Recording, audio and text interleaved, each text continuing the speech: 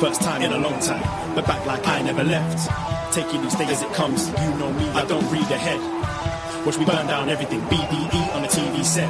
When I'm in control on the road, you could never really know what's up next.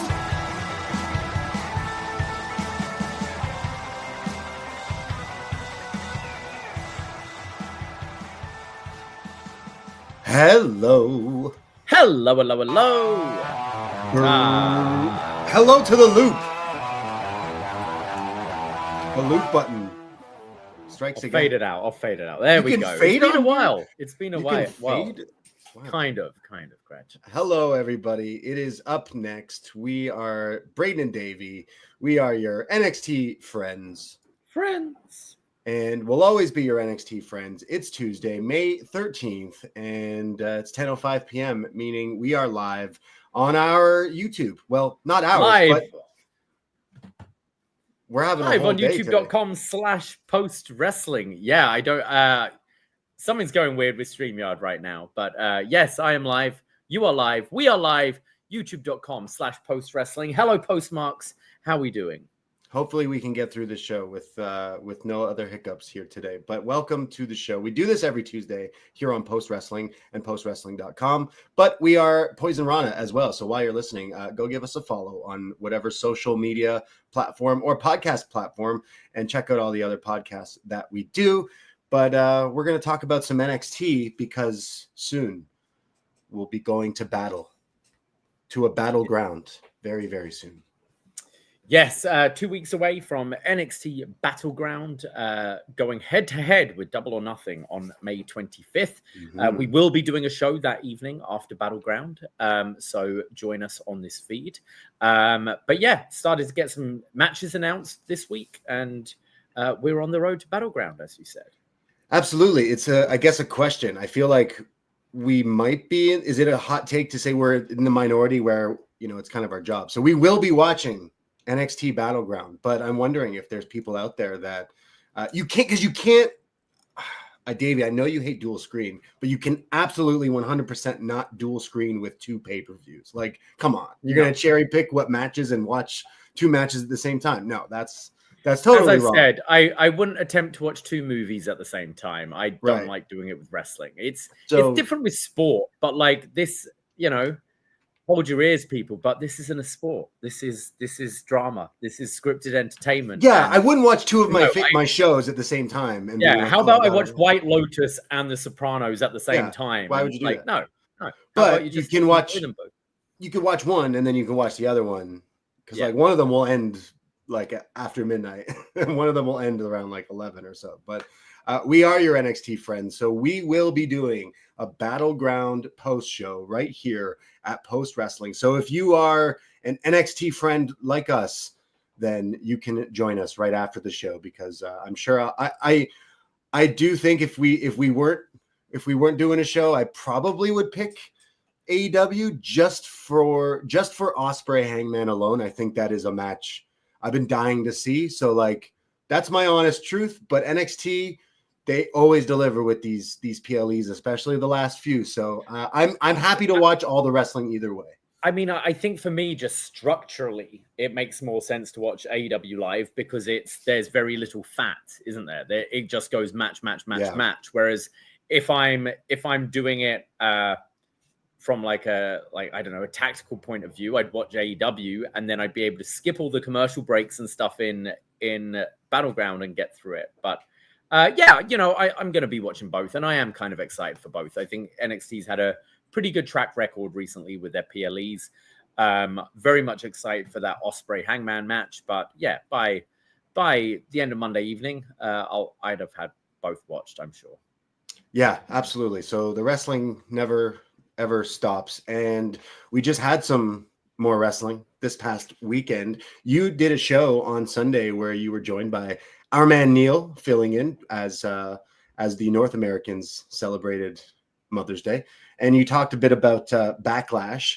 But Backlash was Saturday night, and there was some competition there for myself to watch wrestling because there was Maple Leaf Wrestling at Maple Leaf Gardens here in Toronto. And I wasn't sure if I was going to make this show, but I'm so happy that I ended up going. So the truth here is I had planned maybe like a month, 2 months ago, like a little family get together, a Mother's Day thing, but on the Saturday at the Keg Mansion. And Davey, you're from Toronto, so you know, but anyone out there, the Keg Mansion is pretty fucking lit. So I've had this plan, and then the show was moved from a Sunday to a Saturday, and I was like, oh, I don't know if I'll be able to go. However, they're very close to each other. The Maple Leaf Gardens, aka the Loblaws, Mattamy Center, whatever you want to call it, but it's Maple Leaf Gardens. So I was able to like.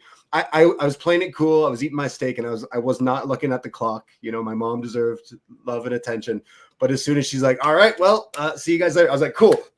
Dart down to Maple Leaf Gardens, and asking my friends who are there, like, please tell me if I'm gonna miss certain matches. And sadly, I missed Zack Sabre Jr. and Jonathan Gresham, which I heard was a whole lot of technical wrestling, and I've gone back and watched it back, and it was awesome. But I walk in for the entrances of Michael Oku, Gabe Kidd, and Speedball, which was an amazing match and worth the time alone and the ticket alone, because it was just such an awesome match. But Maple Leaf Wrestling in Canada, in Toronto, in the Gardens was super, super special. And it sounds like they are going to be returning. They're doing a show in Montreal in the summer, but I do imagine another Gardens show. And for anyone who was maybe on the fence or didn't go, like, would highly recommend it. They had it packed.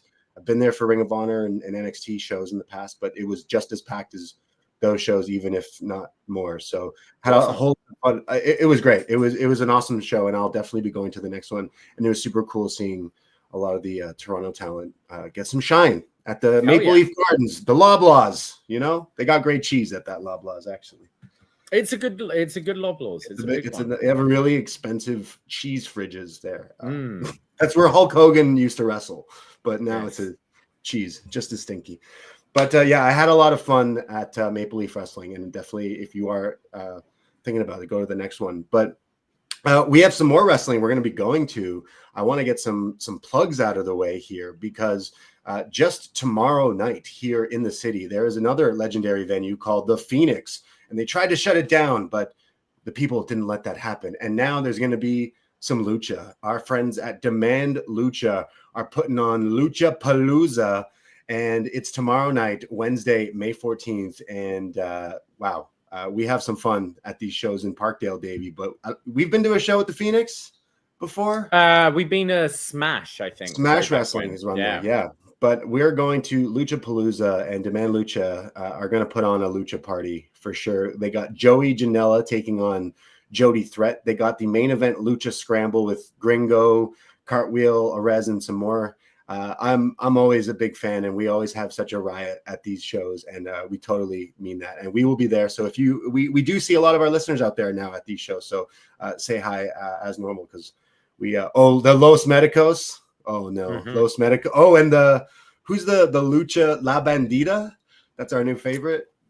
The Luchadora, yes. Yeah, the cowgirl. Yeah, she's great. Yeah, one of our new favorite characters at Demand Lucha. But we'll be there tomorrow night, and I can't wait to see it and see you find people. And then another quick plug, May 24th is a Saturday, and there's this wrestling school in Kitchener, Ontario, which is just outside the city of Toronto, called Off the Rope Studio. And they're doing a show at the Kitchener Auditorium, and they haven't done wrestling there in a long, long time. And it was brought to my attention, and I thought I wanted to support some Canadian-made wrestling and more independent wrestling. So if you're in the Toronto area or GTA or Kitchener or wherever in Ontario, you will find me on Saturday, May 24th at the Slamdemonium show from Off the Rope Studio, which I'm very excited. I may interview someone from the studios themselves this week and tack it onto our Poisonrana this week, because I want to show some love and support. And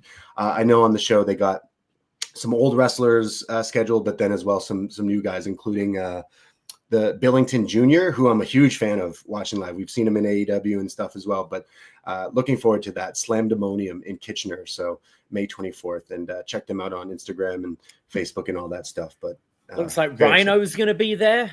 He's popping up everywhere. His match on AEW. And he was at Maple Leaf on Saturday. Oh, yeah. Yeah. And former upNXT Rumble contestant Gangrel looks like he's going to be there. Whoa. Whoa. Savio Vega, I think, as well. Yeah.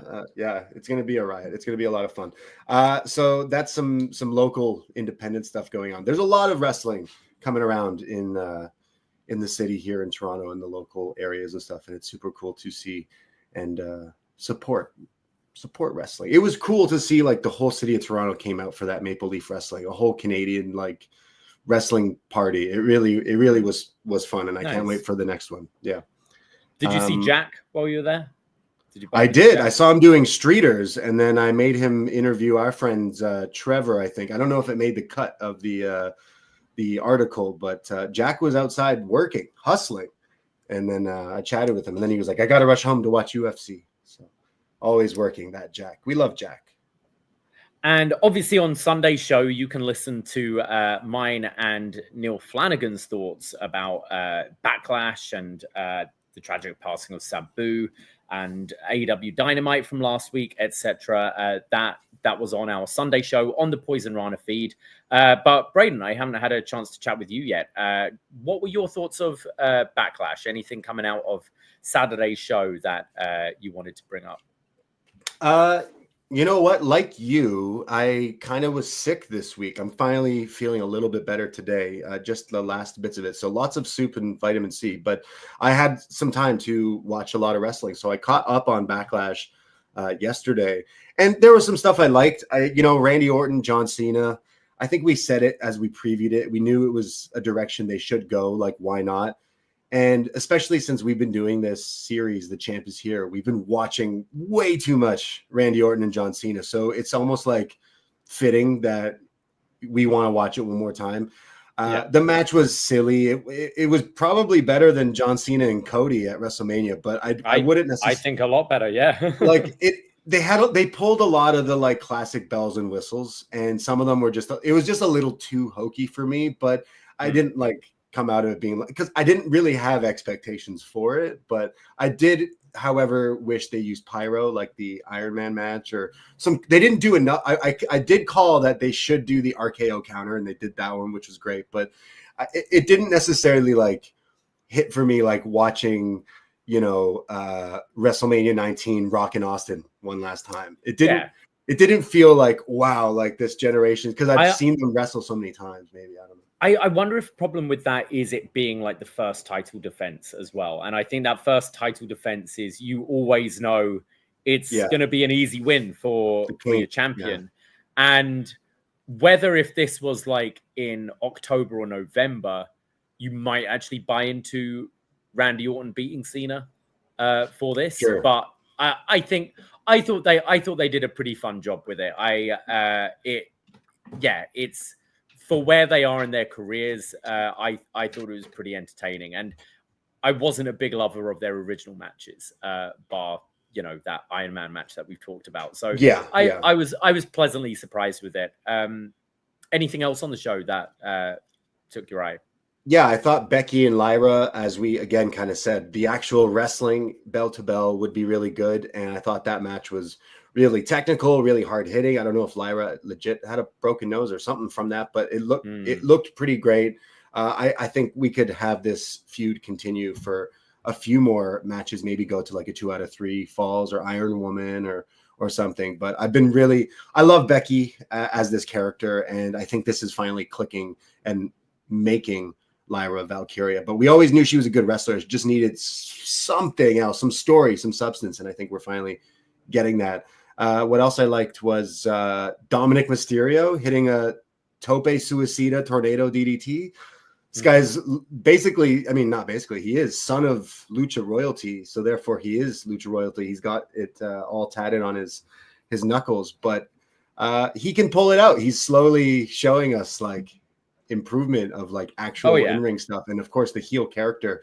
Eventually, he's going to be a huge baby face when this all. Because he's the one character that even WWE fans we can get behind. Like this, your part of the story is to boo this guy. He's a bad guy.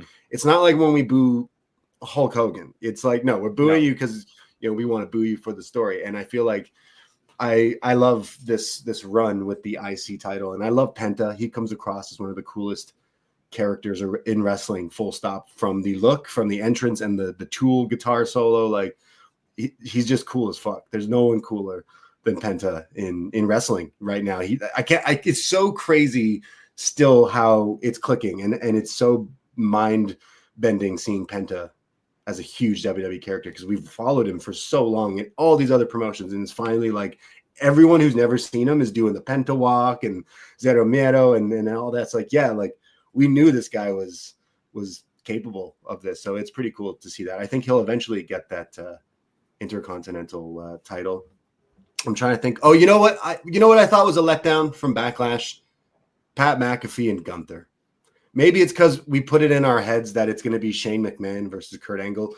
It was not. I actually really did not like this match. I think this is my least favorite match of the entire show. And I love Pat's older stuff, the Adam Cole stuff, whatever. But and then you have him out on Raw, like nothing happened. Like my eye is red. Like, come on, man. I think we're on the same page. I've heard people be a lot more positive on it than than I was, and I think I'm someone who actually gets a kick out of these kind of matches. It just wasn't brutal enough. I think it really needed to be an absolute murder of Pat McAfee, and then he wins that respect by, still fighting back and still kicking out, and it was just a little tame, I thought. So it was weak. And yeah, I'm with you with that. I didn't think a whole lot of that. Anything else from the show? No, I think that was like pretty much it for me.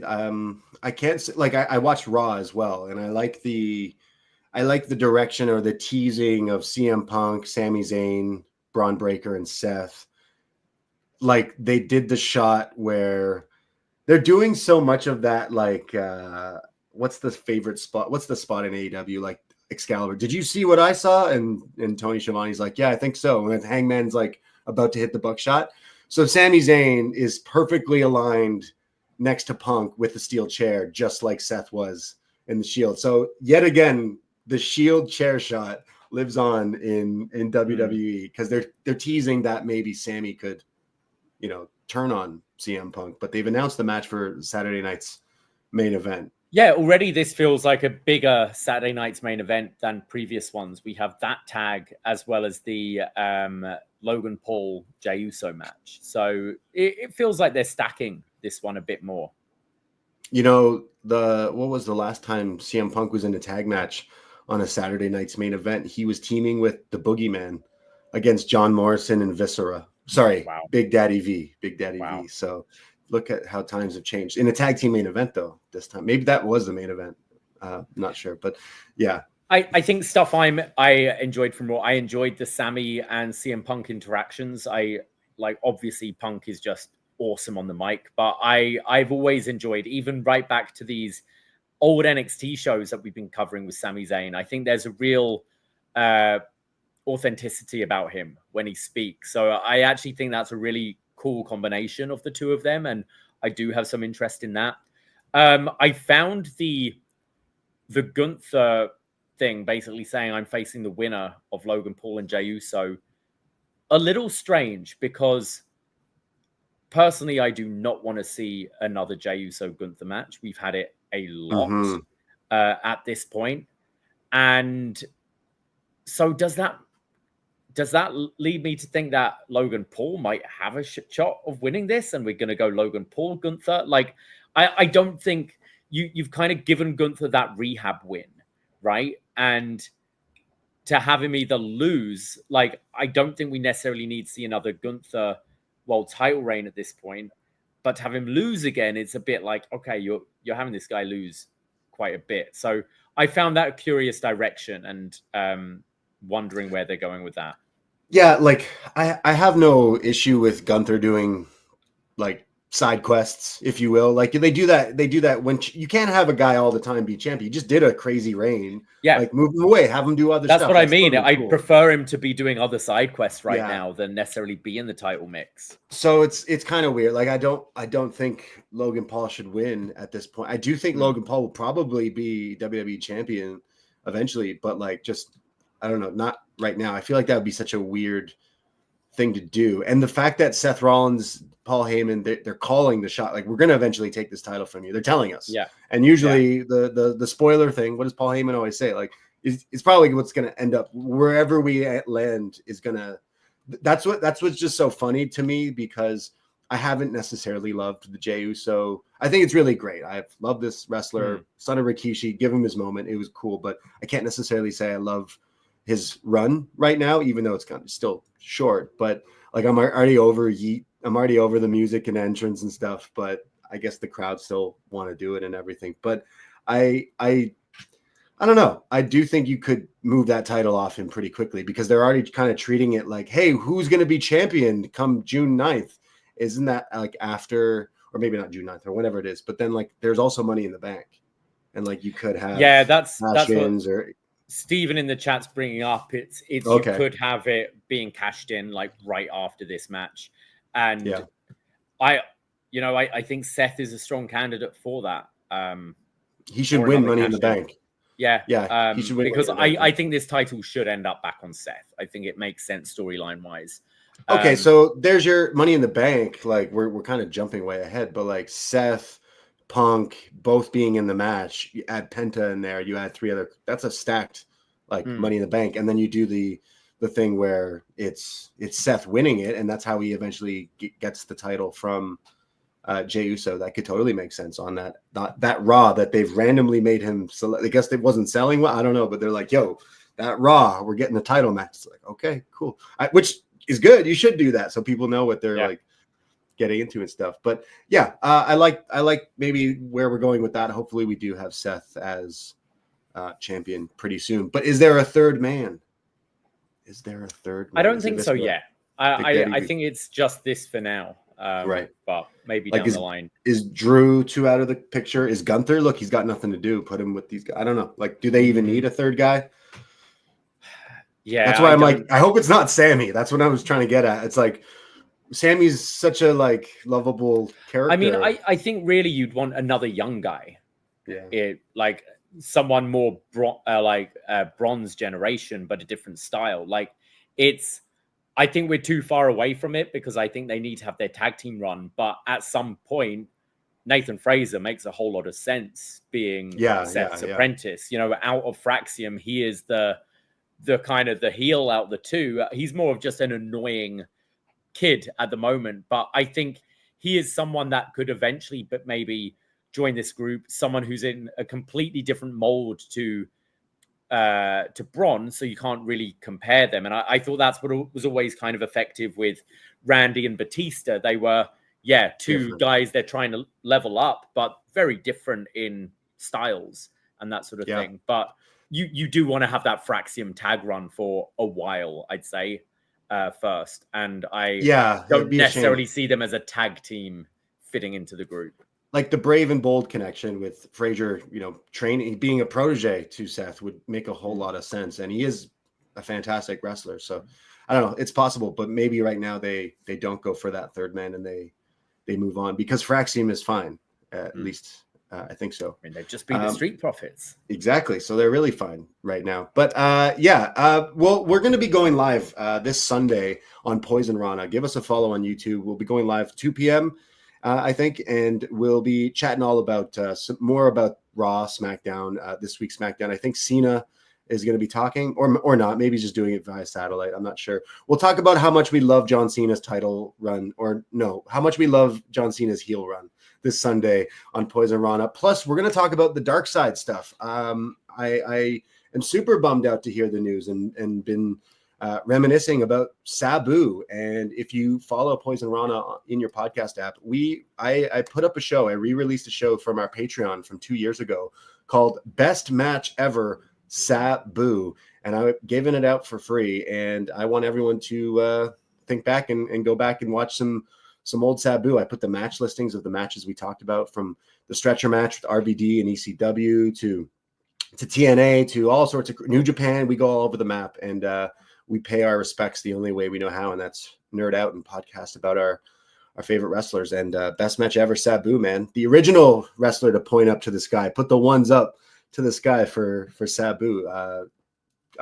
Incredible. I don't know if you've watched his last match ever, which I guess has a whole lot new eyes on it since this whole stuff coming out with this article about the last match ever. And that's, I think, another discussion we could have on Sunday a bit more, especially tying in with the Sabu being on the Sheik episode with Darkseid. So we're going to definitely jump into that on Sunday, but rest in peace to Sabu. And I would recommend going out of your way. It is a car crash of a match, but that's what Sabu is like known for. And dude, like, lived by the sword, died by the sword, and like, bless him. And I do think people should go at it. I know that the people online can be this and that and this and that, but the dude is gone, and he put out some great content over the years. And I was editing the pod and going through it, Davey, and when I listened to what we were talking about, we were talking about how much we loved downloading clips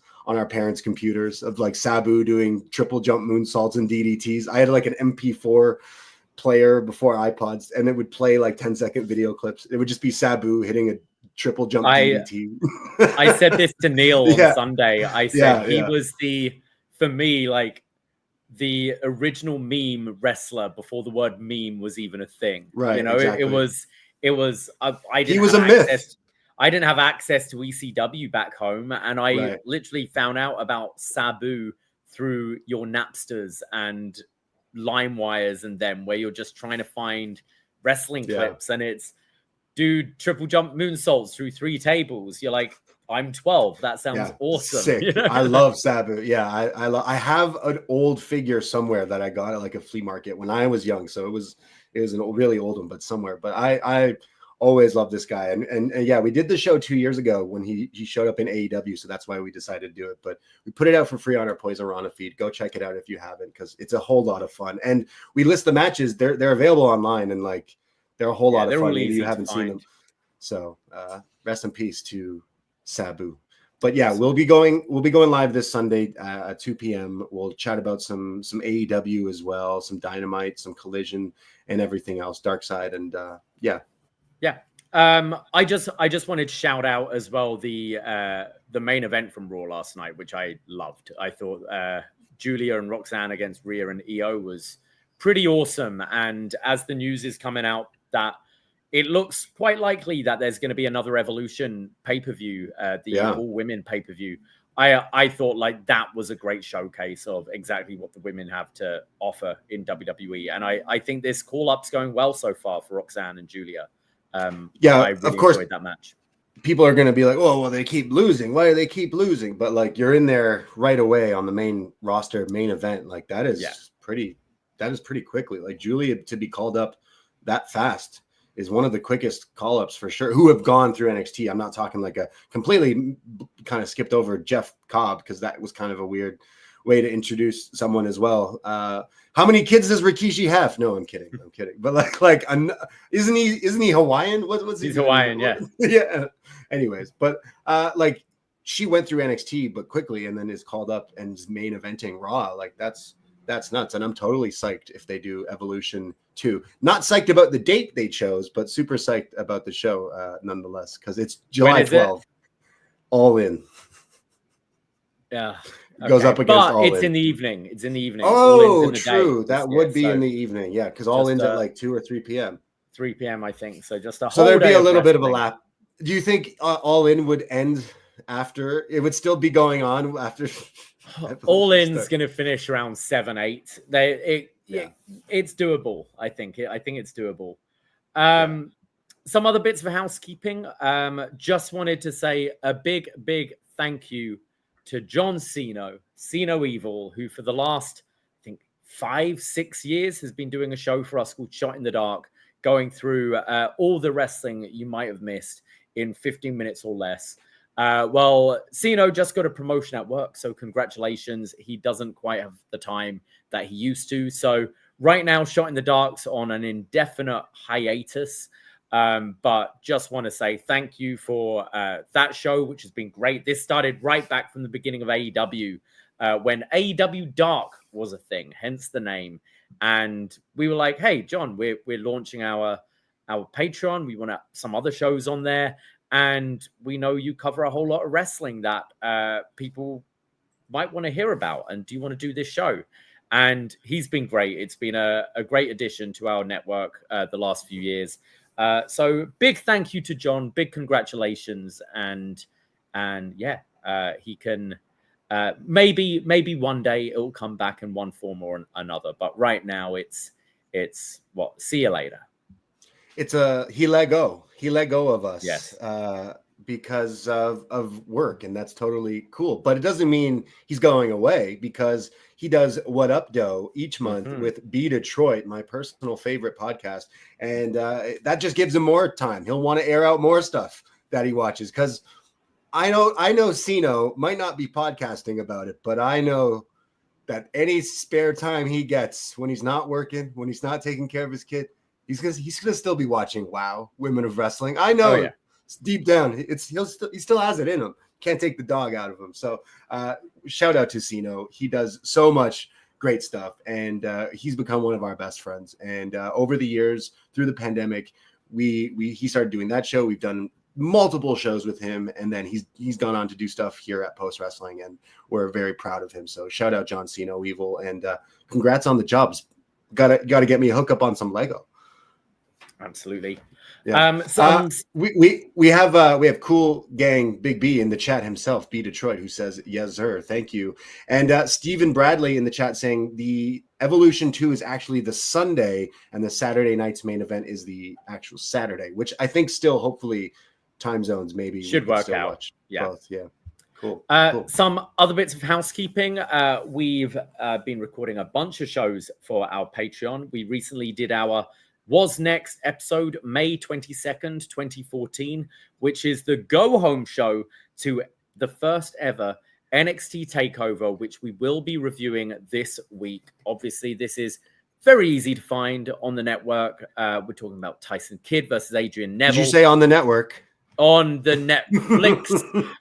Charlotte versus, or if you're in the Philippines, to all our Filipino listeners out there on the network. Don't be giving away our secret sauce. I'm joking. But yeah, this is a pretty kind of iconic event for NXT. We've already covered Arrival, but I think this is the one that people seem to remember quite a bit more, as it's the beginning of the whole TakeOver series. And we're going to be talking about it this week. So we'd love your feedback for this one. We are your NXT friends. And we've never spoken about this show, so we'd love to get some feedback for this one. I just quickly looked, and it's up on the WWE NXT Vault, the first ever takeover. So the NXT Vault have uploaded a whole lot of old retro NXT. So if you want to watch it, it's for free. And then we're going to talk about it. Yes, we just recently did the Go Home show previewing the first ever takeover. And this week we are going to be reviewing it in full. It's like 11 years ago almost, when the show happened. Neville versus Kidd, Sammy and Breeze. There's some great stuff on this, and then also probably some not great stuff. And we'll see how well things have aged in 11 years. But wasNXT is a great show on our Patreon for all the NXT heads and NXT friends out there. It is for you, because we have reviewed NXT from the very beginning. So there's so many episodes of wasNXT on our Patreon, and this is the first time we're going to be talking about TakeOver, the OG TakeOver. So very excited to talk about that. We recently just released a Up Yours, where World Champ family member patron Sunil has selected Big Trouble in Little China. And you know what Jack Burton always says? It's all in the reflexes. We had a whole lot of fun watching this cheesy 80s movie. Davie, you watched it for the first time and you had a ball. Yes. It's what? Kurt Russell versus old Chinese Dave. If you know, you know. Yeah, Dave. That's what his name is.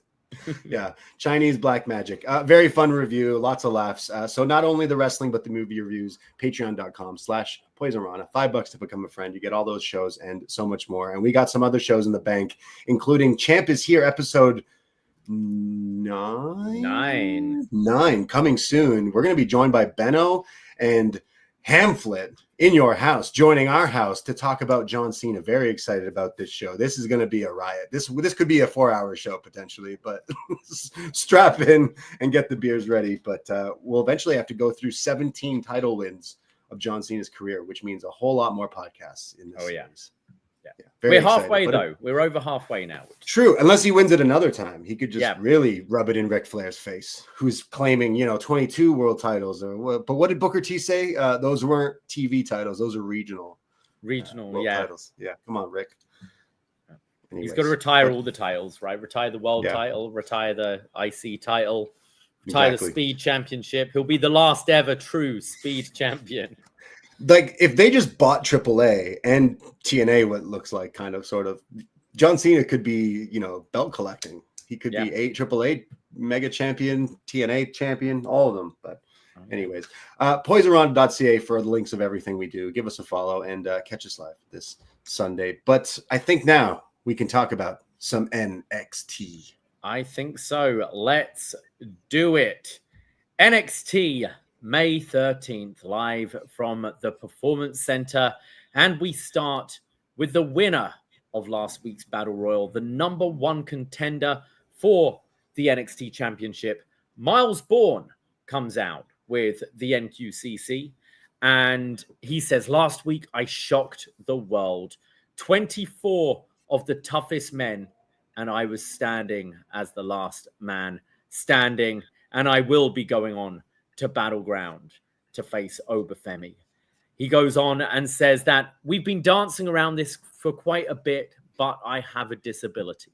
I'm partially deaf and it affects the way I think and the way I talk, but I don't want to be known as the deaf kid.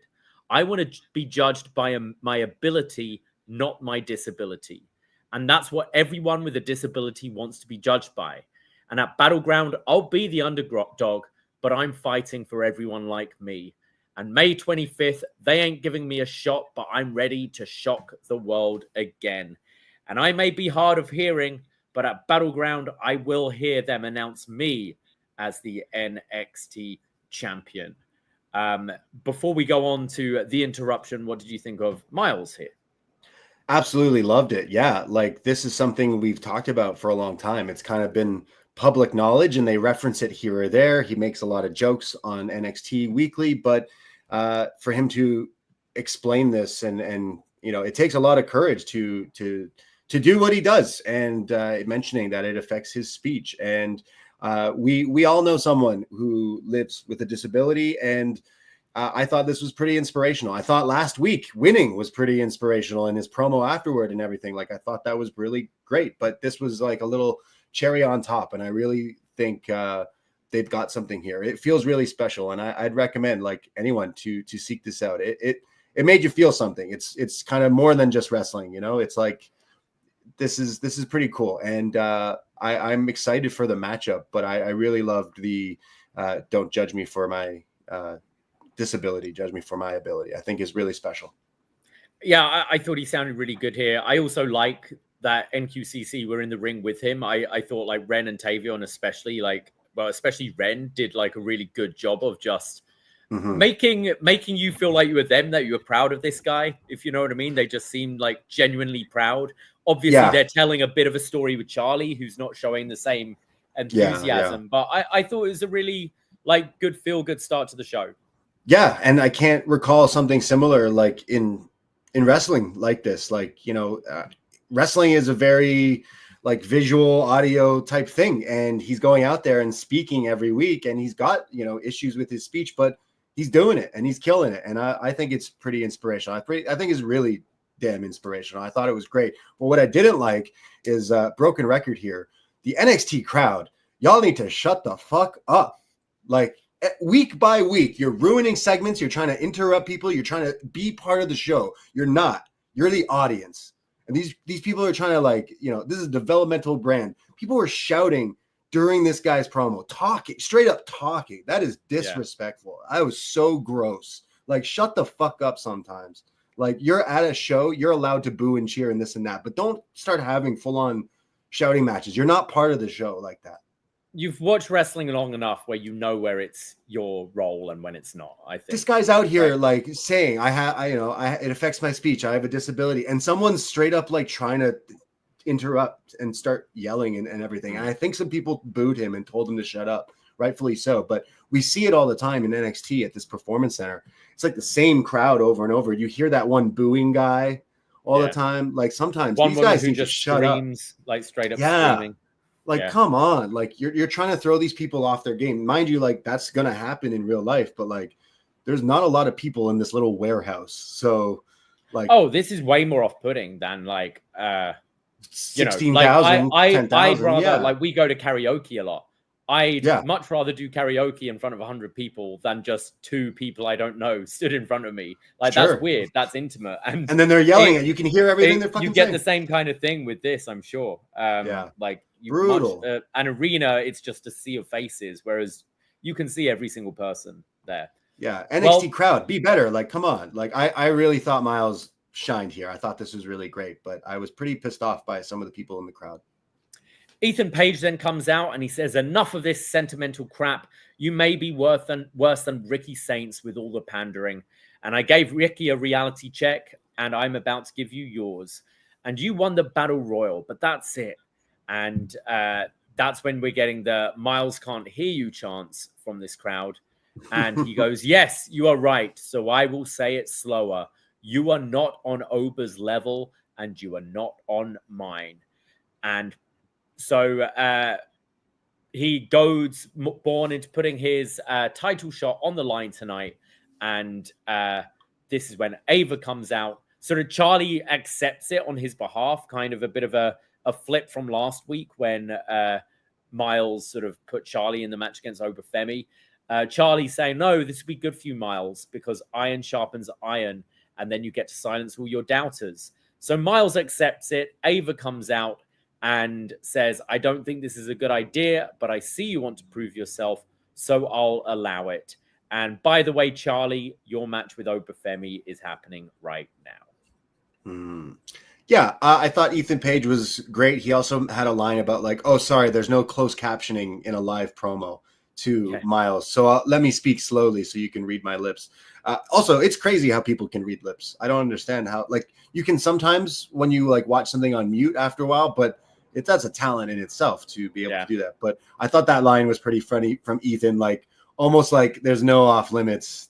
There's no limits for me to like this heel. He's such a dickhead that he's going to right away reference, hey, you're deaf. I thought that was pretty funny. I thought the crowd also, they did impress me with the he can't hear you chants, but that was the one good thing I guess they did during this thing. But I'm wondering where we're going with the Charlie and the Myles, like iron sharpens iron kind of thing. Cause like, will this eventually break off to them splitting up or something? I'm not sure, but I was nervous for a second that like, oh no, they wouldn't actually go this route to give it to Ethan, right? Like, because last week we were all pretty surprised that Myles won, and we were like, sick, this is a cool, like, push new guys, you know, sink or swim. And then it's like, yeah, now your opportunity's on the line. It's like, oh no.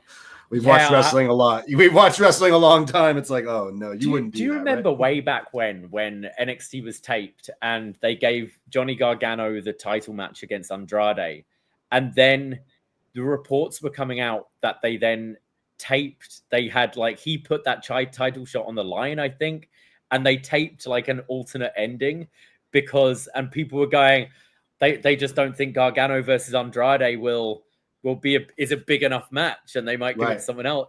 And part of me was thinking like, oh, they're just gonna flip this to this guy. But I'm so glad they kept with him.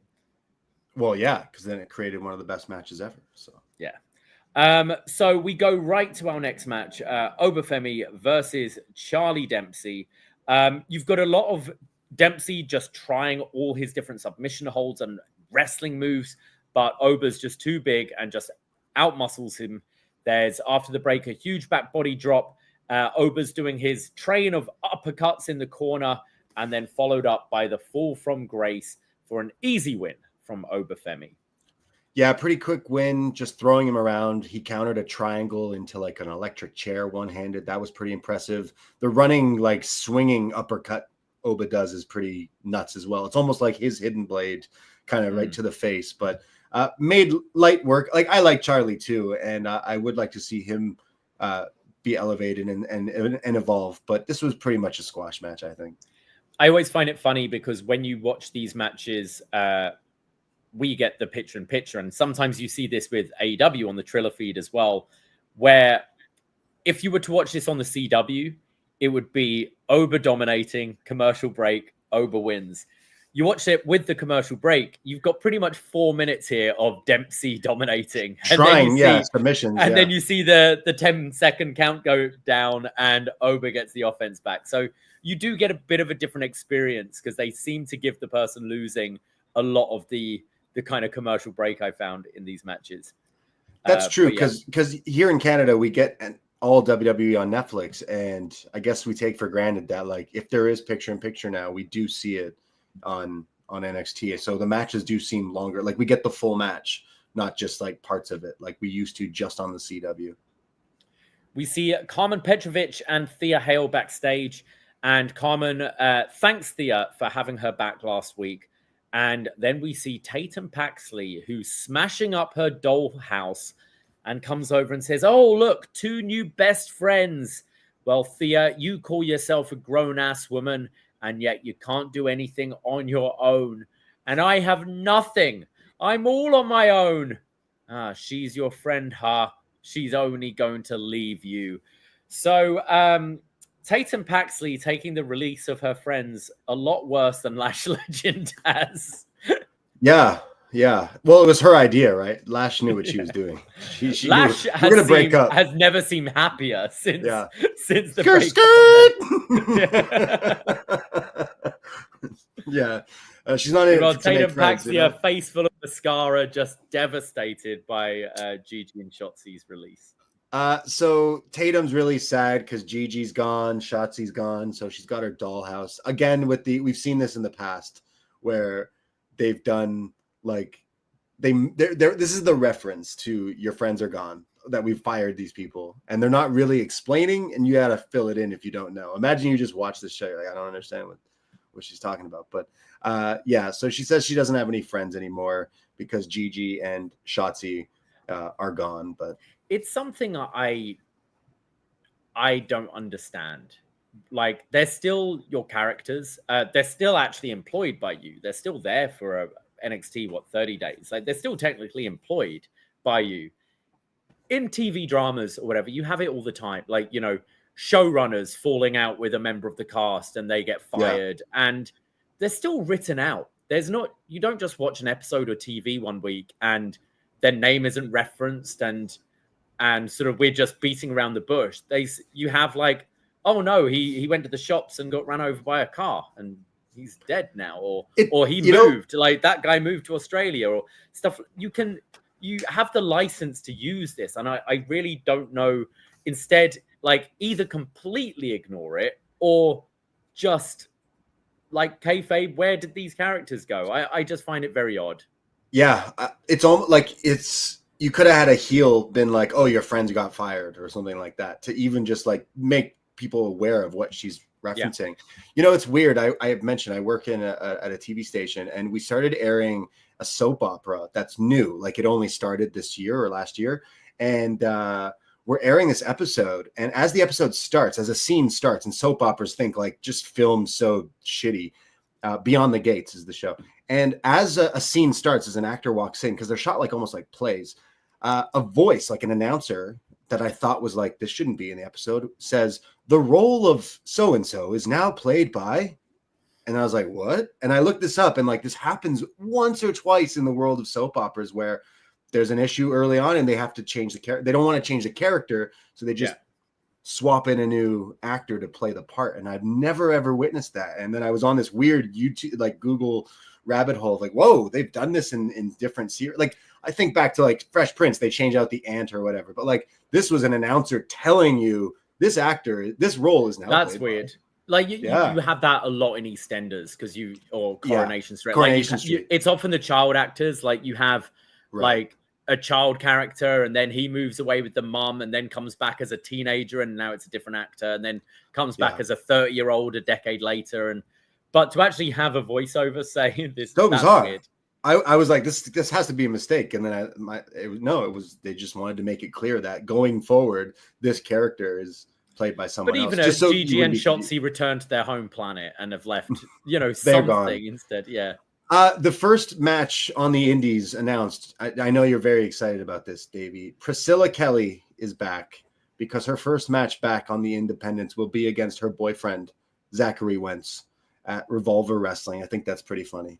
First match back. Zachary Wentz has stated that the loser has to pick up their dog's poop for a month. Right. So, very excited. I know you'll be watching that one. She's got to put that hard work in, doesn't she? That training at home. Was she on social media saying some things? She said she was training a lot. Yeah. Hey, maybe I do see her showing up in TNA and everything, but I think that's pretty funny. I think that's pretty cool. Wrestling your partner. I'm sure that'd be fun. Steven in the chat says Ryan Connor had changed actor 3 times in Corey. I don't know who the character is, but my mom loves Corey, so I'll have to ask her about it. The theme song slaps real hard. We see Ricky Saints backstage, who approaches Ethan Page and says, you really like raining on people's parade, don't you? First, it was me, and now Myles Borne. And Page says, yes, you're right, but it's made me focus because I'm focusing on making Battleground a better show. And I start with Myles Borne, and then I'll come back to you later. And so he leaves Ricky there. And that will be paid off a little later in the night. We go to our next match, Tony D'Angelo versus Wes Lee. This one being set up on last week's show. Wes Lee making fun of him not being in the Battle Royal and losing his friends, losing his family. We get a Wes Lee insert promo talking about it's all about timing and when to make the move. And we've been waiting a long time, and now it's time to strike.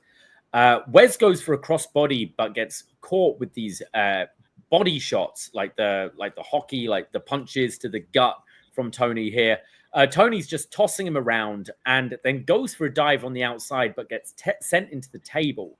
And Wes just starts beating down. He's stomping down, and Tyson and Tyreek actually have to pull him back to stop him from getting disqualified. What Wes follows up with a splash for a 2 count in the ring, and then Wes is dominating Tony, starts talking shit about the family, the breakup of that, and this wakes up Tony, who grabs him by the throat, starts delivering headbutts. He takes out Tyson and Tyreek with a double clothesline, and then Wes gets caught with a beautiful looking over the head belly to belly throw. Wes comes back, goes for the cardiac kick, but Tony hits him when he's upside down with the spear. And this is when Stax comes on the screen. And he says, this looks familiar. We see he's outside of a house. Of course, it's Rizzo's safe house. Tony's distracted by this, and Wes Lee follows up with the cardiac kick, picking up the win. However, this Stax video is still going on. And as the announcer is announcing the win, we're hearing all this exposition about how Stax found this house, I think. It was so messy, yeah. It cuts back to him and he says, I'm paying her a visit. So Tony runs away after losing the match to try and go after Stax. Yeah, it had some cool stuff in this match. I thought the dive where Wes gets thrown by Tony and his boys, Tyson and Tyreek, catch him, and then Tony dives onto all of them. I thought that was pretty good. The moonsault into the upside down spear was a little scary, but I realized Wes was okay because he got back up and did a bunch of backflips into a kick. So, but for a second there, I was like, "Oh my god, that could have been really like." If you watch that, I quite liked it. Yeah, it looked good, but I was like, "Yo, that could have gone very, very wrong." Yeah, and then like I think maybe he was trying to hit him a little sooner than he actually did, but they still nailed it. And then he nailed the cardiac kick as well. But it was just funny because it felt a little hectic because not only are we listening to the ring announcer say, "Here is your winner, Wes Lee," the music is playing. Vic is trying to cover up the fact that Vic and Booker, Corey, maybe it was one of them, is trying to cover up the fact that the video is still playing. And then we're hearing Stax basically say, "I'm going to go kill Rizzo in her house," all at the same time. So it was so like all over the place, so much that later in the night they had to like replay that segment back, which was good that they did because they're like, "Hey, in case you missed it, Rizzo might be dead." So they had to clarify. But it was just funny that the video kept playing which I guess if you're using a distraction finish, that was legit distracting because it was just this guy being like, "Hey, I'm outside this girl's home." It felt like, it was pre-recorded and then the timing was off. Like the announcer probably. Yeah. I did a show once where I came up on a video screen and had to have a conversation with the. You did a distraction finish. Wow. But it was obviously pre-recorded, so you've got to you record it and you're pausing, hearing the lines in the head. And then, one night, the guy on the stage sort of blanks his lines and throws the timing off. So then he's saying it, but my pre-recording is cutting him out. And it kind of reminded me of that here. I think the announcer just so used to announcing the winner of the match and then being like, oh, fuck, I'm talking over this thing. Yeah. But at least they played it later. They played it later, and I guess it goes into hey, this was him live. We didn't plan for this, essentially. But Wes wins, and we need Wes to go back into a main picture, but I don't want him to be this heel anymore. I think we need to go back, which I don't think is going to happen anytime soon, but I miss babyface Wes Lee because he's great. So Stacks, with this video error being a little hard to understand here, but I found it a lot easier than the next segment. OTM. Oh, yeah. I don't know what these guys say. They're on the streets. There's fences. They're in a parking garage. Yeah, they can't find their car. They're angry. It's like a Seinfeld episode. It's either sink or swim for the NXT tag division, and it's the end of your game. That's all I got. I say this every week. I don't want to be ragging on these guys, but I legit don't ever understand what they're saying. I find I need subtitles, and I actively really try and concentrate. I'm like, shut up, noise off. I don't know. I don't know if the content's good or not. I just legit can't understand them. And I found it easier hearing Stephanie Vaquer speak later on and Stacks in the segment before than these guys in this produced, edited video. So what's even funnier is he legit says, one of them says the words, "If you can hear my voice." And it's no, I can't. You can't. I can't. I could understand some of it. And they said that their return to the tag division will be sink or swim for this NXT tag division. And if you hear my voice, which I kind of did, he did say that this is the end of your game. All the tag teams, they're being put on notice. And we will get an announcement later that they will be returning next week in a tag match. So there you go. That's your M. Garrett saying, I need an urban translator. No, I can't hear the words. I need to be able to hear what words are being said to be able to translate a word. It's nothing to do with that. It's nothing to do with culture. It's just bad mumbling. And, I find people whose English is their second language easier to understand on this show than these two. You're on TV. You need to be understood. I had the same criticisms of Gallus back in the time. It's yeah, I get you have an accent, but you've got to be aware that your accent is hard for people to understand. And at the end of the day, you're on TV and you're telling stories. I don't know what your story is if I can't fucking understand you. So it's mumbling. It's just bad. I don't necessarily like it either. I also they weren't the most impressive. They've been they've been away. So I don't know. I didn't love these. These are pretty generic. This is movies you shoot rap videos in with your friends in the parking garages. It's just you could do better than this. If you're actually as gangster, you'd show me doing more gangster shit. I don't need crime time, but I don't need you to be in the parking lot looking for your car. So it appears that they've probably been split from Jada Parker as well, because there's been nothing with Jada and them since. That's fair. Yeah, she's overshadowed them. Yeah. Well, we then go to Stephanie Vaquer, who is in the ring and says, "Last week, Jordynne Grace became #1 contender for my NXT Championship at Battleground. I have respect for Jordynne. She was at the top at, I think she says TNA, and someone in the crowd corrects her and says TNA. And you see she smiles oh, yeah, of course. She was at the top at TNA, and now Mike Tenay? To that's what she was referencing to the top of NXT.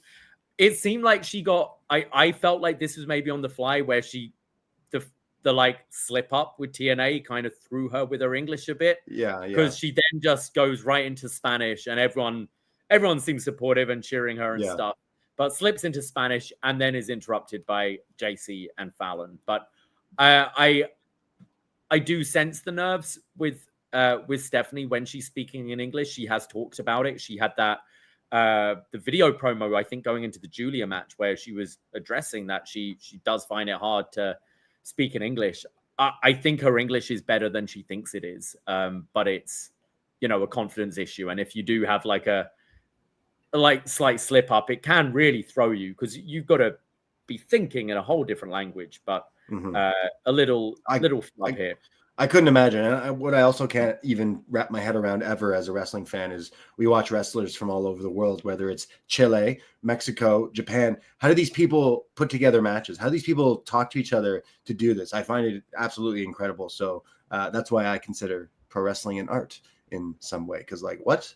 How do you do that? There's universal. It's like music, right? Yeah, there's just universal known things. Yeah. But it's very brave of her to go out there, especially considering it's not her first language. But they planned this perfectly. They did this on purpose because they have I'm jumping ahead, but they purposely had Fallon and JC come out to poke at her, only for Grace, who is her challenger, so that they could use Fallon and JC as kind of like a sounding board here because of not having English as for Stephanie. That's definitely why they did that, so that Grace can bounce off with them as well. Yes. So we have Fatal Influence come out minus Jasmine Nix. I don't know why she wasn't on NXT this week, but no real reference to her. And she wasn't of an injury. Looking no, there wasn't. They put her image in the graphic. Again, jumping ahead, they're going to announce a match, and she's in the match graphic as being with Fatal Influence, but she doesn't show up on the entire episode. So I don't know what she was doing. Whether she was out. I don't know if she was injured. Maybe she's at Disney World. I don't know. But. Yeah. Well, Fallon says it must be nice being top of the world. You're on top of the world. You were a double champion. You were North American champion. And that's where JC interrupts and says, yeah, you both know what it's like to be a champion. And Fallon kind of takes that as a bit of a slight, being like, oh, yeah, you were the champion. So Fallon brings up that, hey, Julia lost to her as well. But my point is that I don't think that this title reign is going to last much longer. And JC says Fatal Influence will take it off your hands. So they're kind of calling their shot for after Battleground. This is when Jordynne Grace comes out and JC says, look, while you two were collecting passport stamps, we were holding down NXT and we deserve a shot. And Steph says that Jordynne failed last time and will fail again. And Fallon and JC say that whoever wins, they'll pick up the scraps. So this ends up setting up a tag match for the main event tonight, JC and Fallon against Jordynne Grace and Stephanie Vaquer, but with Fatal Influence kind of calling their shot for after Battleground as well. Yeah, again, I think Fallon and JC were added in here to help out with the promo, but it's classic wrestling as well. Oh, hey, we're going to be facing each other at the pay-per-view. Maybe we should team up and face two other people. Yeah. So it's classic, we just need Teddy Long here essentially. But I understood what they were doing, and I think it was fine having Grace, still kind of be like, yeah, I don't care about you two. I'm going to be champion and I'm going to take it from her. So I'm very excited about this match. I don't think they need to even really do anything else to hype up this match for me, because Stephanie Vaquer, Jordynne Grace, that should be an absolute hard-hitting banger. So I'm definitely looking forward to this match. Yeah, they're definitely teasing tension between Fallon and JC, which it's one of those things where I'm like, at this point, I think they're maybe better as a team, but also there is no tag division really, so why not? And it's crazy. So who pointed? I think our friend Pope Leo, not that one, pointed out that JC is the only one left standing from toxic attraction in WWE now that Gigi is gone, right? So she's the last one here, and I think these two, without Jasmine, I'm not sure we could be getting ahead of ourselves. Like she could have just been off TV or whatever. But I don't know if you split these groups up, where do they go? Where does Fallon move up eventually? Like Fallon is a great wrestler. JC has stepped up too. I'm just not quite sure. They've been there a long time, and all I see at the moment is maybe, especially knowing that probably Stephanie, Jordynne Grace, Julia's already gone, Roxanne's gone. I think they just want some veteran women in NXT, and that might end up beating these two roles. Like they might not get a shot on the main roster at any point, but I feel that, not meaning this is a slight, but they're safe hands in NXT. And with a lot of these new women coming in, you need a Fallon Henley to kind of guide them through. They're in the Natalia role, essentially, right now, it feels. We go on to our next match. Well, we see the NQCC backstage where Myles says that no one is taking this match from them. And then we cut to Bubba Ray Dudley and The Undertaker with, I've lost the names here, but it's the two women's finalists for LFG. I recognize one. Tyra and Xena? Right. Xena Sterling and Tyra May.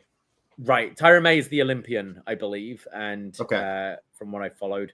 But so the finals of LFG is this week and they're promoting MSG. But is this because they filmed it when they did the NXT? I think it was taped when I think it must have been like months ago now. But we always say here on upNXT, we cherry pick for you. We tell you stuff you need to see. And this is not one of the things you need to see, but Undertaker and Nikita Lyons are in the same segment here on NXT. Well, so Bubba Ray congratulates the contestants, says you've earned the right to compete and wrestle in the mecca of MSG for an NXT contract, but only one of you gets to wrestle and entertain in the best women's division. One of you will get the opportunity.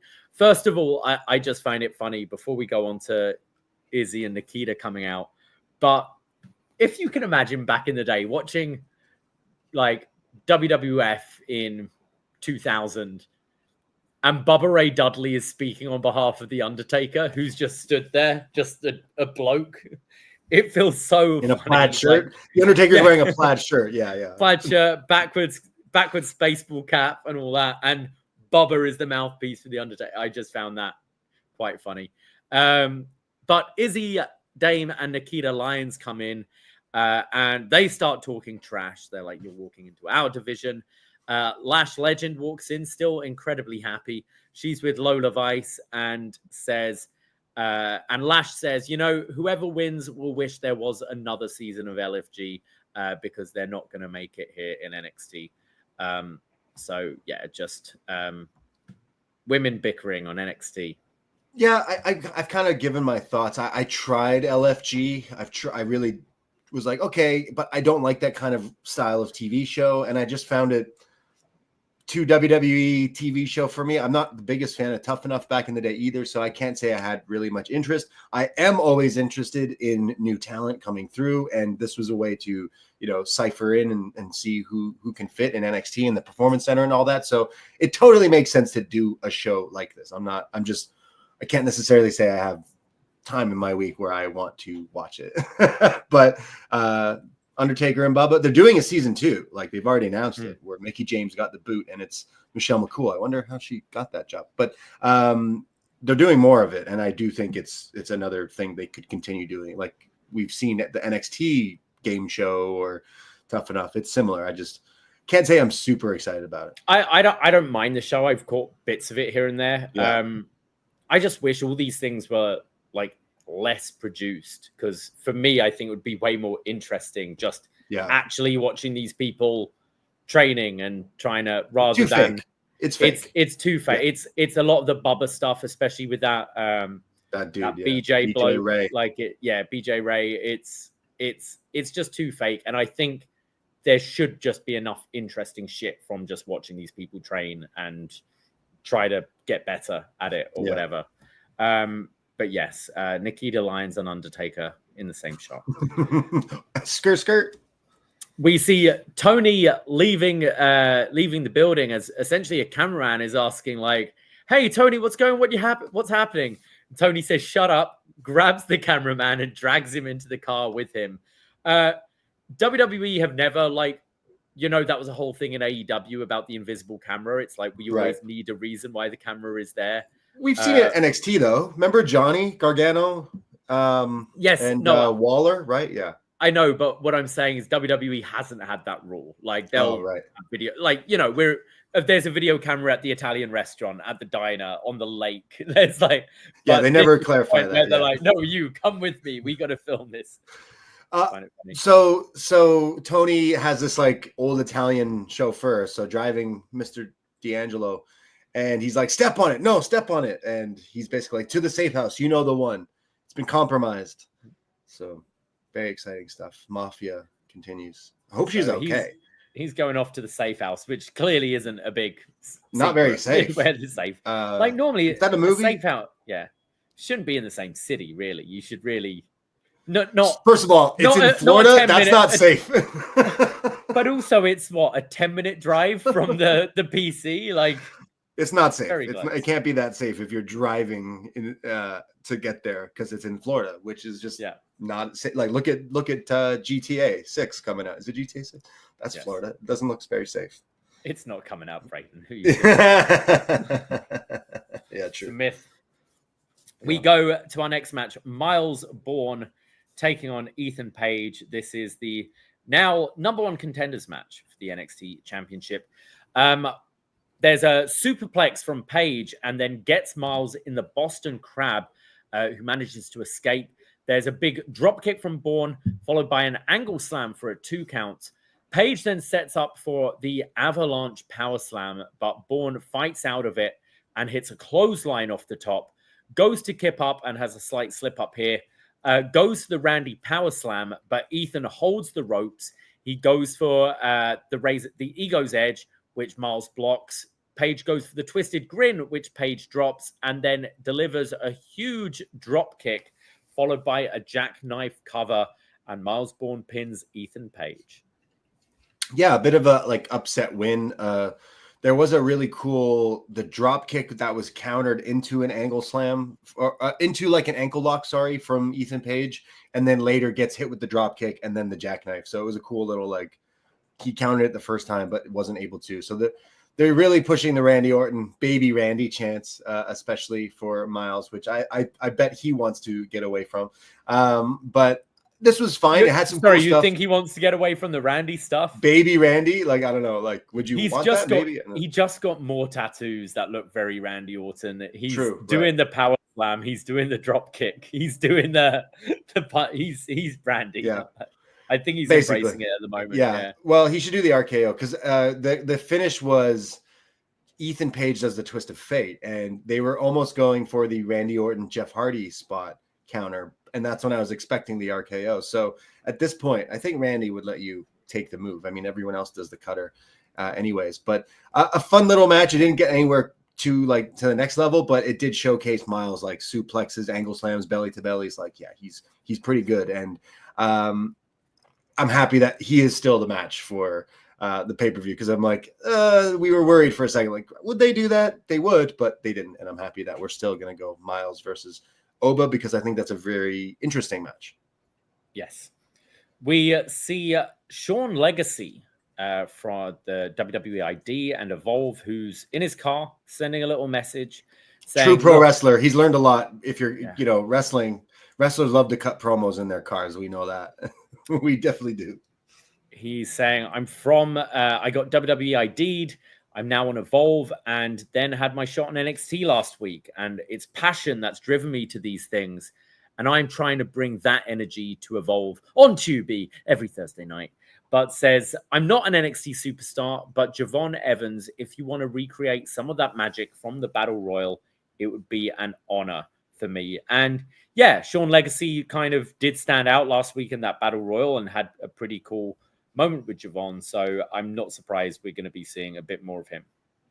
Yeah, no, absolutely. We weren't too familiar with him, but we were like, oh, who's that guy essentially in that battle royal. And I think this is pretty cool. I like the synergy of trying to promote even if I don't like the LFG, like to have segments referencing and promoting it. And the same thing with Evolve and Tubi and stuff. I love Tubi, man. Showgirls is on Tubi. I love Tubi. Shout out Tubi. Good stuff. Tubi's and great. Evolve is on there. Yeah. I think this is cool. And I'm actually looking forward to that match because this guy was pretty like flashy in the ring, like high flying, and him and Jabon did have some cool moments. So I'm ready to see like a one-on-one encounter. That was the only reference to Javon Evans. We haven't really discussed the Twitter fingers of Javon Evans. I think that was like the Wednesday after we recorded a show last week where the Ricochet stuff. Yeah, Ricochet doing his classic, I'll beat this guy. I'm better than this guy. He does it all the time on social media. And Javon Evans just took offense to it and then just started going off on Ricochet and said that you wrestle in front of 2,000. I think he said, I'm in WWE. I'm being trained by Shawn Michaels and you're wrestling in front of 2,000 people for a crackhead, I believe was the term he used. The tweets have been deleted because I'm sure many people told him, as funny as a 20-year-old on Twitter can be, I'm sure many people were like, maybe you should take those down. But, Twitter's forever. Screenshots are a thing. I got a huge laugh out of that. I've been loving Ricochet goading people into shit like that. But anytime someone says the word crackhead, it's a very funny diss. I don't believe what he says, and that's completely not true. But it was funny that he said it. So he wasn't on TV this week, but the match is next week. And media training, I'm sure, is a thing. Javon's just not old enough to know the right drugs to reference, I think, with his owner, right? It's like, I'm going to say this. It's like, okay, maybe learn, don't do that kind of talk stuff. to Helwani of the right insults. Yeah. Javon, you also wrestled for that crackhead once upon a time, if you're referencing that crackhead. Because didn't he wrestle in AEW? Didn't he wrestle for AEW? He wrestled a match before he got signed with NXT. Of course he did, because that's where they probably saw him and signed him, like they always do. So, like, he definitely wrestled a match, but not under the name Javon Evans, under his name before. But, I think people got a laugh out of that one. No, he did. He did. He did? Yeah, I just don't remember what his name was. But I thought that was funny, and Javon maybe should learn not to do that. But he's 20, so, like, could have been a lot worse. 20-year-olds say a whole lot worse, especially on the internet. But yeah, it was on AEW Dark in 2023. Looks like he had one match. Well, we then cut to Javon Evans, who's in the dressing room, and Ashanti the Adonis is in the background. And Javon's just watching this on his phone. And Ashanti says, "You're not worried about those wrestlers from the indies, are you?" He's like, "You main evented Stand and Deliver. You shouldn't be worried about these guys." And Javon goes, I remember where I came from. And Ricky is then listening on, and he suggests that the three of them have a match, and the winner faces him for the North American Championship. And we do have it confirmed later that it's Ashanti the Adonis versus Javon Evans and Sean Legacy next week on NXT. And Ricky kind of hinting that the winner might get a shot at his title. Yeah, pretty cool. Again, so now the match is Javon, Sean, and Tahuti, of course. Yeah. I loved his gear. Whatever he was wearing, it was very, like, shiny. Like, when you look at it certain ways, it shines a different way. Kind of like Okada's entrance gear that one time. It's like, cool. Like, I don't know where you would wear this in public, but it looks great on TV. I think that match could be really great next week. Just from the glimpse that we've seen of Sean Legacy, from what we know about Javon Evans, I think it's going to be a fun match. We then see Tony D'Angelo, who gets to the safe house, letting everyone know now where this safe house is, but gets jumped by Stax. Stax putting the beating in and says, "As your underboss, I know every move. And at Stand and Deliver, I humiliated you by choice. But at Battleground, I put an end to the Don once and for all." And it is confirmed at Battleground. It's Tony D'Angelo versus Stax. Yeah, they haven't added a stipulation to this, but would you like, I don't know, like Italian street fight, mafia rules, family rules match? I feel we're getting a series out of these two. So I think you could do the first match being a regular match, second match a street fight or something, and then maybe a third match, which is who is the Don, have that stipulation. Right. Added. Okay. Yeah. We go to our next match. Thea Hale taking on the now on her own Tatum Paxley. Lonely. I guess Tatum it was. Paxley. It wasn't just her friends, was it? It was her husband or fiance or whatever got the boot as well. Oh, right. Big body. Of course. Big body heavy. Yeah. Right. Of course. How could I forget? Thea is just yelling at Tatum, "What did I do to you?" And then delivers standing moonsault right into an armbar. We see Jada Parker backstage watching on. Thea keeps on going for the Kimura, but Tatum gets the ropes and then hits, I think they called it the 5150, which was this sort of twisting slam from Thea Hale into the Kimura. And as the Kimura is applied, Tatum Paxley just digs her thumbs in the eyes of Thea Hale and gets the DQ. But after the bell, Tatum doesn't. She's still attacking the eyes, just like she's the mountain from Game of Thrones here. And Tatum just continues the attack as the bell is ringing, and we just see Jada Parker laughing on backstage. Yeah, there was some cool little stuff. This is a really quick match, but there was cool little stuff here. There's like a wheelbarrow into this kick from Paxley. She's very innovative, even from the beginning, Diamond Mine days and all that stuff. Like, she's always coming up with moves that are like really cool and not normal, if that makes sense. Like, you don't see a lot of these things, including that flipping kick. But then Booker T was going off on commentary. He was talking about like, we shooters, Vic, and you can shoot us, but you can't kill us. And Vic is like, yo, man, chill. I'm trying to watch Thea Hale versus Tatum Paxley, man. I don't know what the fuck you're talking about. And then I love the like butterfly suplex into a Michinoku driver into the armbar from Thea. So the grown-ass woman wins this. For like what it was, I thought there was cool little glimpses. I'm not quite sure where we go with Thea or Paxley, really. Like, there's a lot of women who've been through the like cycles here in NXT that haven't now like evolved. And like I said, Julia was here for like really quickly, and now she's already on the main event of Raw. Roxanne was here but had like years and then has moved, and some of the others haven't yet. And I'm just not sure where we fit in Thea Hale or I feel maybe Paxley. once Stephanie moves up as well, you can put your Kalani Jordans, Fallon Henleys, and Sol Rukas maybe in more the NXT Women's Championship mix. And then the North American title picture can be more for your Theas and Tatums and that level of people, maybe. Yeah. I also loved when they cut to Jada. She's like laughing at them when Zarya and there's some people in the back, and she's like, she's about to call, because who saves Thea? Someone saves her. Is it earlier in the night they were together? Thea and who was it? Who's Carmen? Carmen. Yeah, Carmen saves Thea here, and Jada backstage says, "Oh, it's Carmen, Captain Save a Ho," but she's like interrupted before she can say ho. I thought that was pretty funny.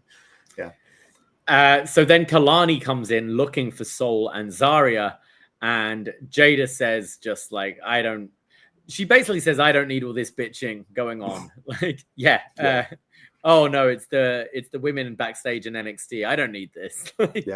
So Kalani asks Zarya why she speared her through the barricade, and Zarya says, like, essentially, it was a match. We were having a match. I beat you 1, 2, 3, and it will happen again.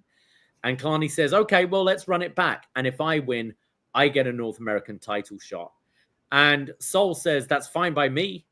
And Zarya seems to have a problem with it this time, which all seemed a little odd, I thought. So, I think this is just, again, prolonging the inevitable split when we do have Zarya challenge. But I do think it should be Kalani versus Sol at Battleground. Like, we should go back. We've seen that match before, but now it's kind of the other way around. And I think that we could do number 2, and it would be really good. Zarya also, like, you could insert her into that match in a triple threat or one. I don't know, but either way, like, I think the wrestling wise, it could be pretty good with Sol either. So are they trying to build that maybe Zarya is controlling Sol and making the decisions for her, because this just seemed a little backwards, because it's the champion who is like agreeing to the match and the person who isn't the champion getting like upset about it. It's like what whereas often it would be the other way around. It would be like, yeah, she'll put her title on the line, and it's the champion being like, yo, what are you doing putting my title on the line? It seems a little backwards here. So is it like Zarya is trying to control Sol in this relationship? Yeah, it seemed like that from last week. Yeah. It seemed like Zarya was trying to be the one in control, and now Sol is like, no. If she wins, then she'll get the match, and if you win, you get a title shot. So I do see it being Kalani. We go to our contract signing between who is this? It's Joe Hendry and Trick Williams for the first ever TNA Championship match on WWE TV. And we have Trick says, you took my opportunity when it meant the most to me. So I'm doing the same to you. And next Sunday, we're going to Battleground, and that's my house.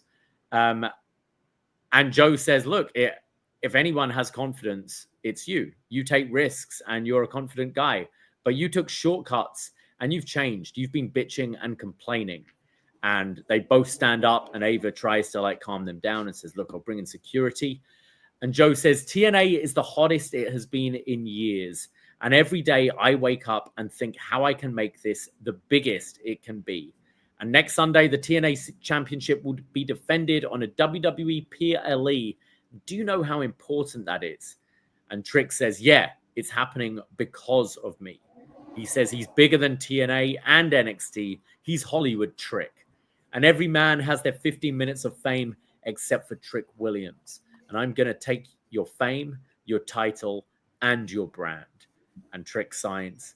And Joe says, yeah, no one is more confident than Trick Williams. But you've main evented Stand and Delivered 2 times in a row. You've had bigger matches than this. But this one is the most important. Because you're at a crossroads. And when you lose this, you will have no pathway to gold. Your star will burn out. And if anyone knows what it's like for their 15 minutes of fame to expire, it's Trick Williams. And Hendry signs the contract. So yeah, first time ever TNA title being on the line. Do we see Trick Williams walking out with it? Of all the people over the years, WWE superstars, Trick Williams being the one to be TNA champion while being a WWE NXT superstar. I think it's going to happen. I think it could. Like, you're muted, by the way. Yes, I think that's a very strong possibility that happens. I really like this. I thought both guys had some really good lines in here. What did make me laugh though is this felt like a pretty serious contract signing. You know, both guys are being pretty serious, and then it goes in a completely just separate commercial. Next week, Joe Hendry sings and Trick Williams raps, and it just felt like. I figured you'd do this the other way round. You'd have the sing off, the rap battle, whatever. And then the go home is the serious contract signing. And I'm kind of down though. I'm down for it. It's they made no mention of it on the contract signing. Like it just made me laugh when they did this commercial. It just felt completely separate from the rest of everything going on. So next week, Joe Hendry live in concert and Trick Williams, first time ever, a rap performance.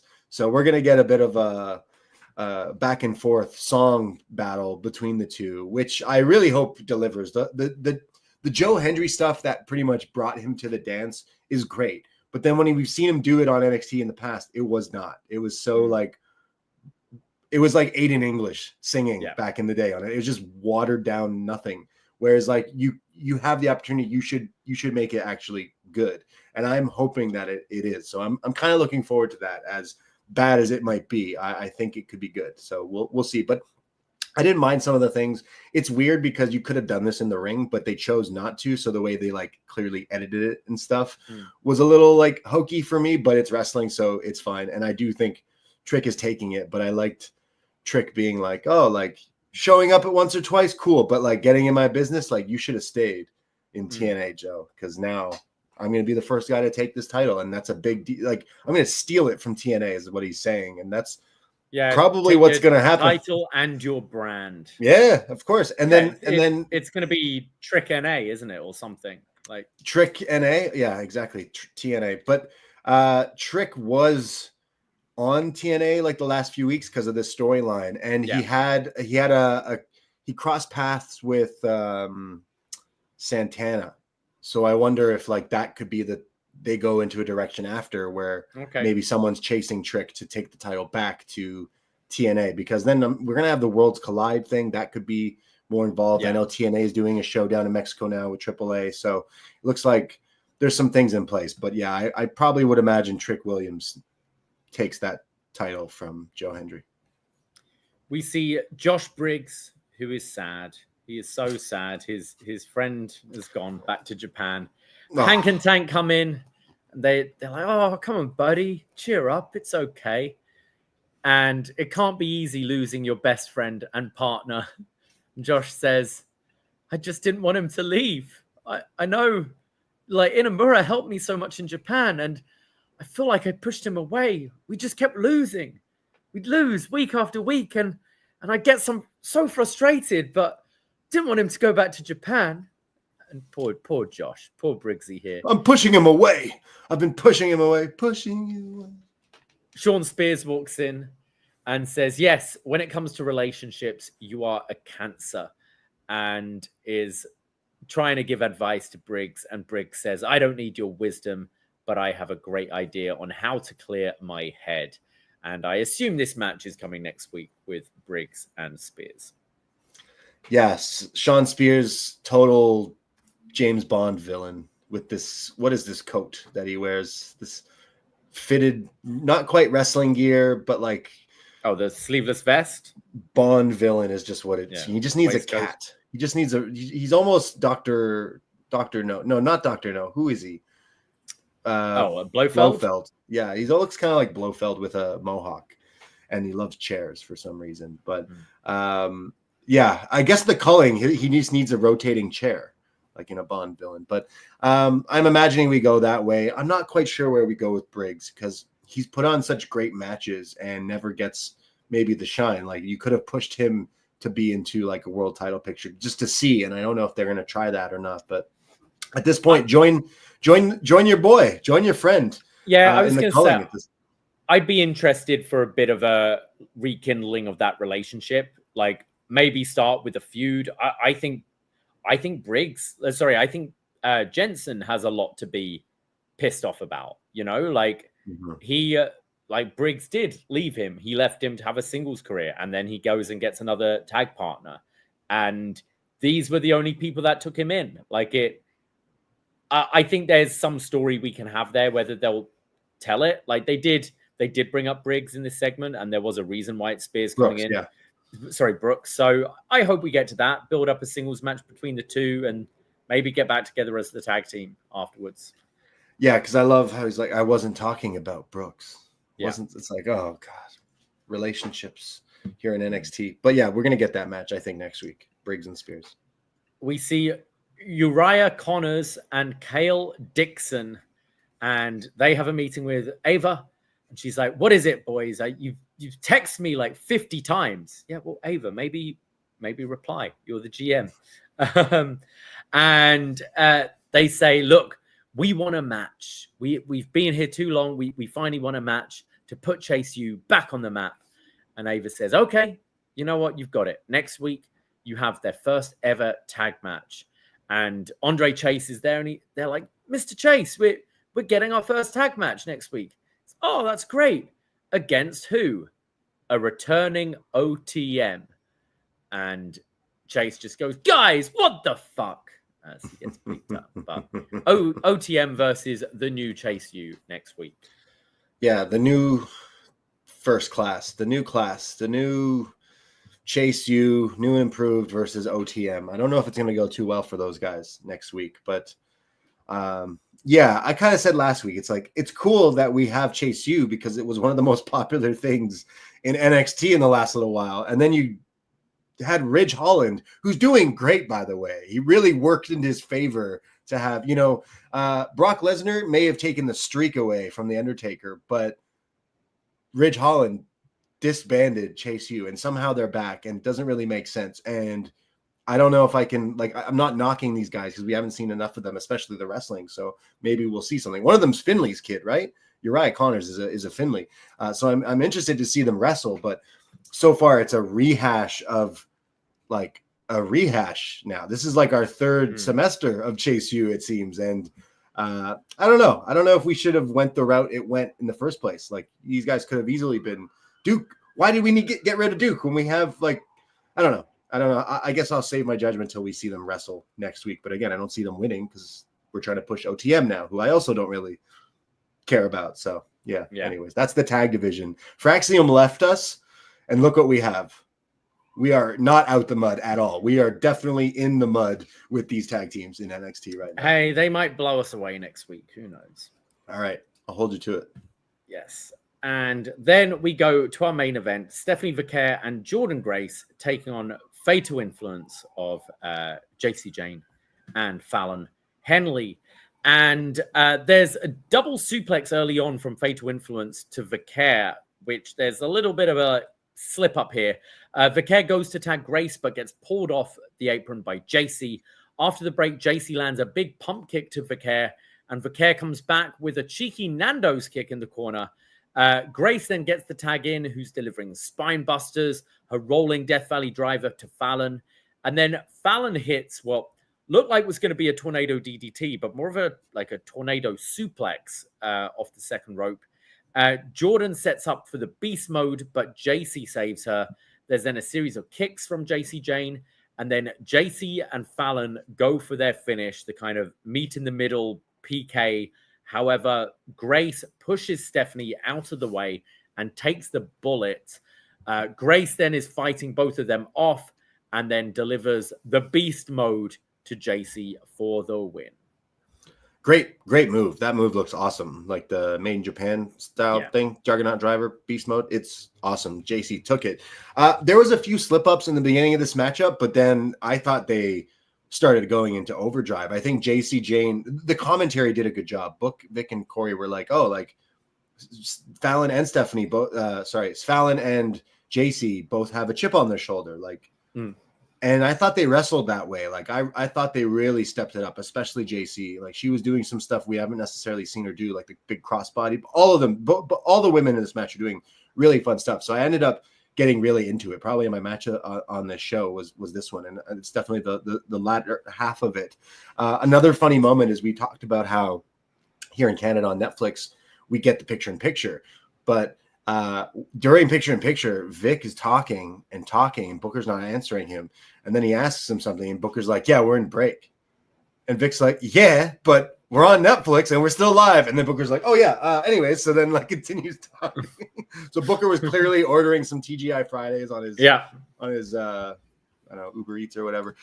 So I thought this match surprisingly picked up, and it ended up being pretty fun by the end of it. And having again, we kind of said I don't know where we go with Fallon or JC if this is a split, but they definitely impressed me in this match that it was good. But again, I think the story is Jordynne versus Vaquer at Battleground will be an absolute battle, and I'm looking forward to it. I'd imagine, so like you said, they wrestled with a chip on their shoulder. I'd imagine like there's got to be concern, you know, when you've been in NXT for as long as these two have, and you've seen so many of your peers being let go. I think there is that fear, and you do want to step up. And when you know that, you know, Stephanie and Jordynne are kind of your shiny new toys in NXT, you want to prove yourself and hang with them. I thought they did. I really like both of them as wrestlers, and I actually think they have stuff to offer on mic as well. So I really hope they get their shine one day in WWE.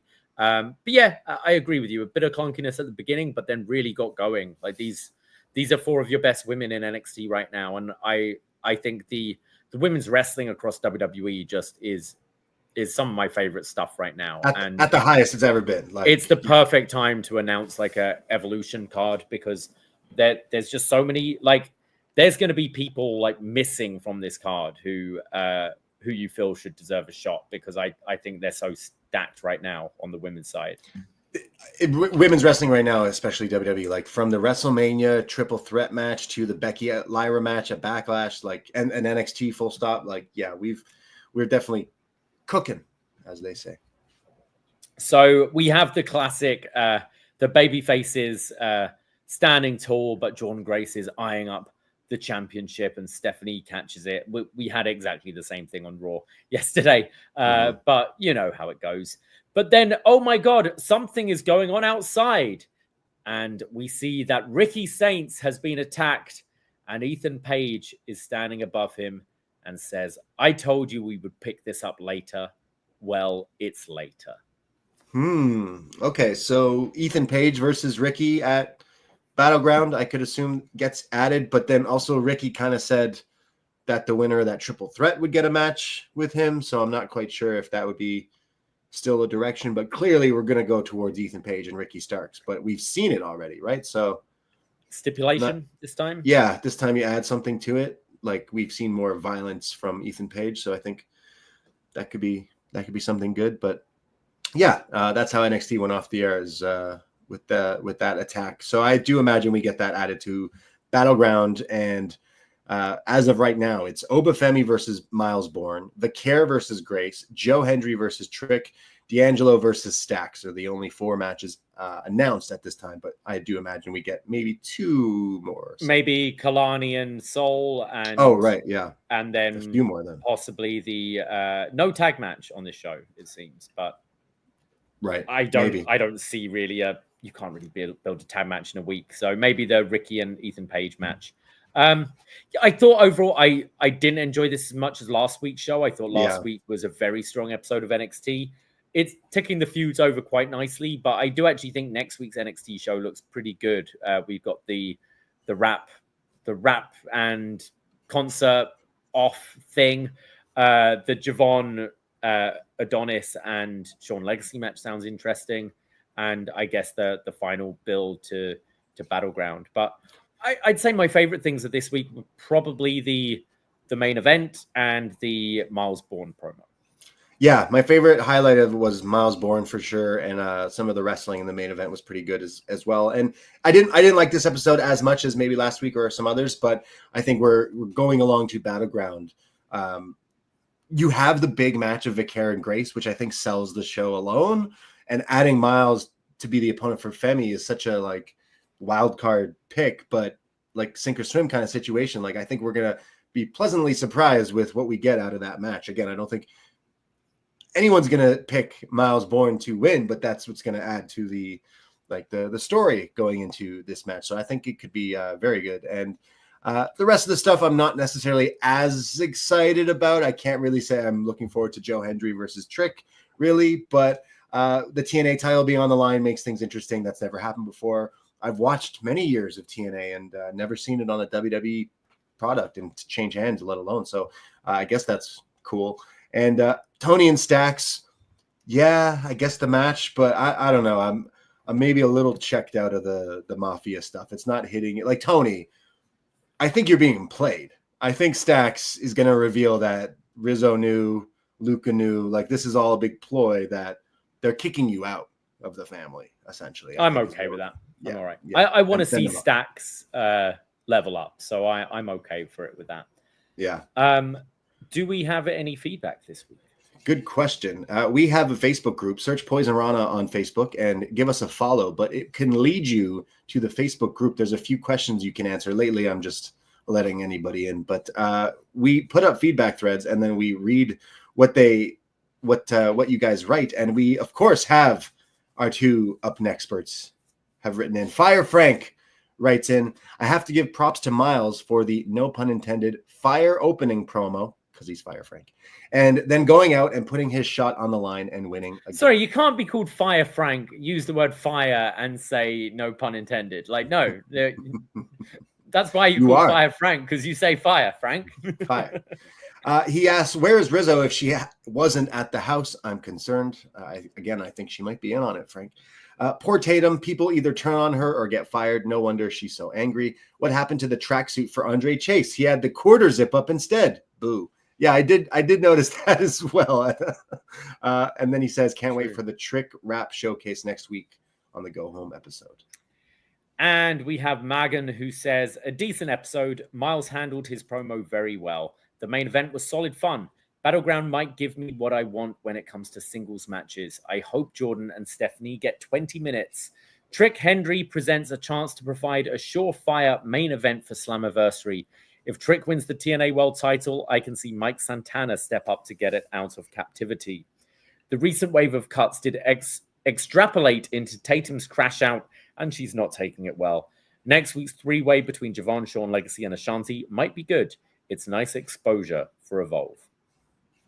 There you go. Thank you, Frank and Magna, for always writing in here. Again, join our Facebook group if you haven't already. We do this every Tuesday night. We'll be back next Tuesday, 10:05 p.m. right here on Post Wrestling and the YouTube. But we will be live over on Poison Rana on Sunday, 2 p.m. Catch us as we chat all about the lead up to Money in the Bank, it seems, with stuff leading up to that, some AEW Dynamite, Collision, Dark Side of the Ring, and a whole lot more. And the audio will be up on the Poison Rana feed as well. So give us a follow if you haven't. Poisonrana.ca for all the links of everything, and Instagram, all that fun stuff.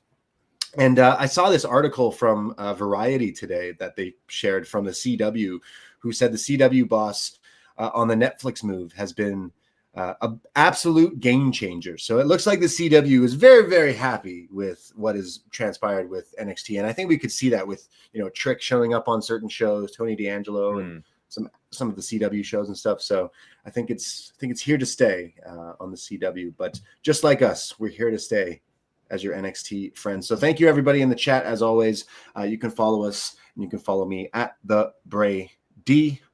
And you can follow me at Davie Portman. That is it. That is all. Take care. Goodbye. Be safe. And skirt, skirt. Ahoy!